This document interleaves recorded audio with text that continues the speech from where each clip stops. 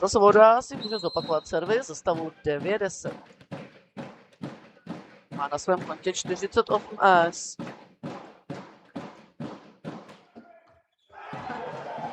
Čtyřicáté 9. ESO je na světě. Úplně nejlepší nápad. A co Honza Svoboda? Rána jak dělo? Dobře. Honza má 50. ESO.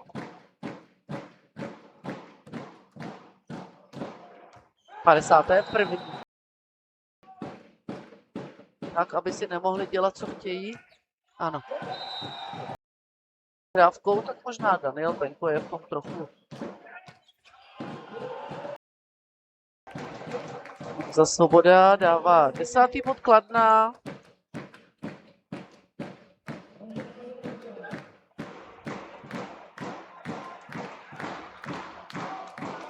Podává za stavu 10-15 do trojice Václav Hřímal Janku. Daniel Václav prakticky nepřihrává. A teď. To nějak přivolala, to byl asi out, to byla rána obrovská, ale Honzovi se podařilo Daniela Václava trefy. Nestihnul uhnout.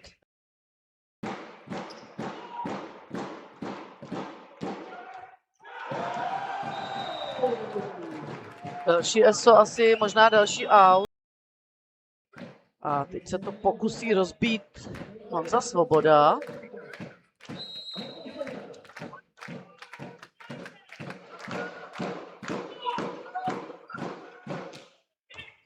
Strop. Tak poprvé stav 20-24. A podávat bude Honza Svoboda. Dává ESO. Servis dobře drží Honza Svoboda. Strop. Se dá jenom těžko typovat. Že by to znovu dohrál servisem Honza Svoboda, tak pravděpodobné to je, protože do servisu se trefuje moc hezky dneska. Další, kdo to může rozseknout, to bude David Janku na podání. Se dává, jestli bude něco vymýšlet. Nějaký kraťas nebo něco, před Pepu Daníčka nebo něco takového. Ne, nic vymýšlet nebude, pálí to do Pepy Daníčka. A získává matchball pro Brno. Do stavu 19-18.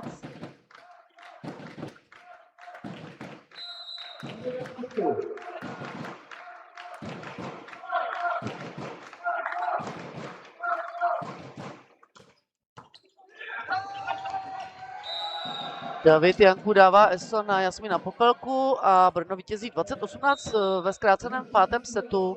A nutno říci, že David Janku dovedl svůj tým k zaslouženému postupu do bojů a 5. 6. místo.